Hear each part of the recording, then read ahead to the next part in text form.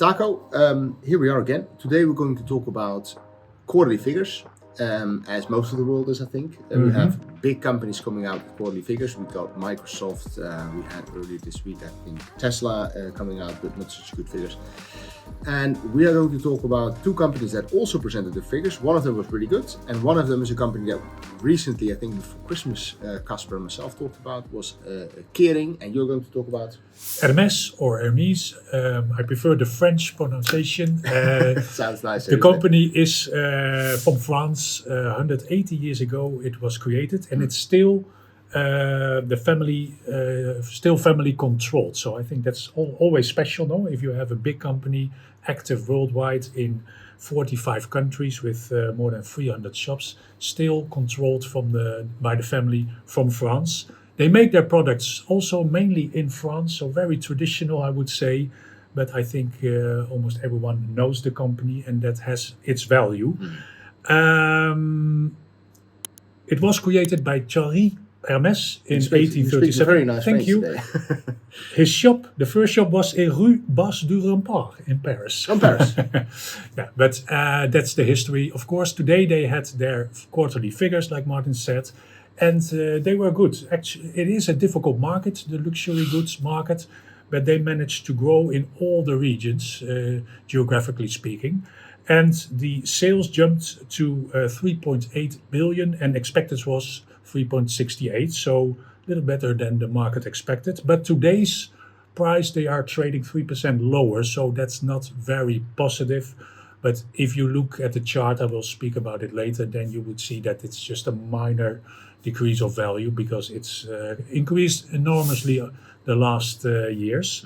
The listing is in Paris, and one stock has a price of around 2,300. So expensive unit price. Expensive unit price, absolutely speaking. And that makes it, of course, difficult to work like derivatives, like options, for example, when one option contract would be over 200,000 of value.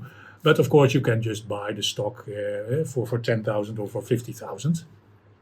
Like I said, the market, the luxury good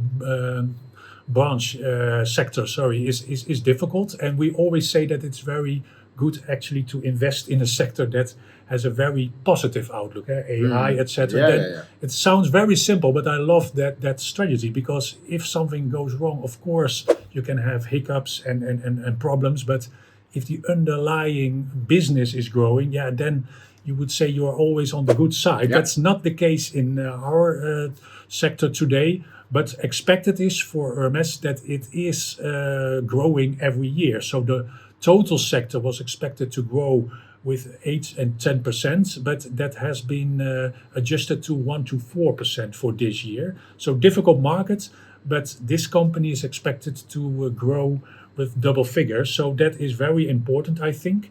For the rest, the dividend is 1.5% on a yearly basis. That is not spectacular, and also the price earnings of 55 doesn't make it very cheap. If you look at the chart, the long-term chart, you would see that it's increased enormously, as I said before. So it's always difficult to enter a new position then. Yes. Also this year, 20% up year to date, but today a little bit lower. So you might use buying the dip strategy here today, because in overall, I think it's a very very solid company. Solid company, that's the word, thank you. But it's not like you buy a very cheap company or at a cheap price. No. Yeah, if you look at Kering, it's in the same branch. We talked about Kering and Louis Vuitton in the past, and today we didn't want to talk about Louis Vuitton again. We didn't take that one in because Hermes came out, and it called our attention. Kering was not so positive on Tuesday. They came out with figures, and the CEO had to disappoint the investors by showing that his company created 4.5 billion euros of turnover, which is really nice. Of course, it's a huge amount of turnover. However, that was 11% less than the same period last year. And also the operating profit was around 45% lower. So all in all, not very good results from Kering. If you look at the company from a fundamental perspective, it still has a balance sheet value of 41 billion. So it's not a small company. Relatively high debt, I do think. They have 15 billion of debt, and they have a yearly net income of 2.5 billion. So if you yeah, it takes about 7 to 8 years from the income to pay the debt. Earnings per share around 25 euros per share. So that if you relate that then to the current stock price of 326, yeah, you're paying about 15 times the earnings, which is not really expensive for a stock. Dividend-wise, Kering is not bad. It pays a dividend of 4.3%, which I think is fair. It's nice for dividend investors. You see it also many times if you look at Euro Dividend Aristocrat ETFs. You see Kering many times in this basket. The analysts, all in all, after the figures with the last update, they're still positive about it. They have a estimated target price of 391. It is slightly reduced because initially it was slightly higher. So they readjusted that based on this outcome. And yeah, I think it's a company that I've seen many times in portfolios. It's performing really bad. It came from 450 to all the way where we are now, 326, which is, yeah, of course, for an investor, not nice at all. And the CEO was also not so positive. He already said for the beginning of this year that he was expecting that 2024 was going to be really difficult. And it seems to be coming out. It seems to be true. The year is very tough in the start of for Kering, and the biggest issue that they're finding, and that is of course a big thing, if your biggest brand, which is in this case Gucci, is in China not considered as being a really luxury brand. So if you have something that is your brand and it should be something which isn't that something, in this case a really luxury brand, then you've got a problem. So they already kicked out the creative direction, they put new people in, but by the time they get to, I mean, you know how important branding is, really important, and you can do that wrong or right. I mean, I trust in them that they will manage to turn this around, but it will take some time. From a technical perspective, looking at the chart and putting some lines, some indicators, you can see that the stock at the moment is in between two very important points.